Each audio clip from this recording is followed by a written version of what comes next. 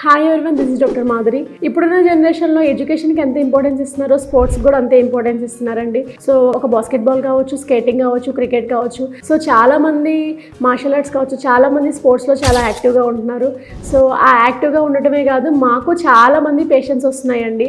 So ఈ contact games ఆడటం వల్ల పళ్ళు ఇరగొట్టుకొని లేకపోతే పళ్ళు ఫ్రాక్చర్స్ అయ్యి వస్తున్నారు. ఇలాంటి వాళ్ళని మంచి ఒక సింపుల్ థింగ్ ఉంటుందండి. అది చేయటం వల్ల ఆ టూత్ అనేది డ్యామేజ్ అవ్వకుండా ఉంటుంది. సో మనకి స్పోర్ట్స్ గార్డ్స్ అని దొరుకుతూ ఉంటాయి. సో అవి నార్మల్గా కస్టమైజ్ దొరుకుతూ ఉంటాయి, లేకపోతే యూనివర్సల్ సైజెస్ అని దొరుకుతూ ఉంటాయి.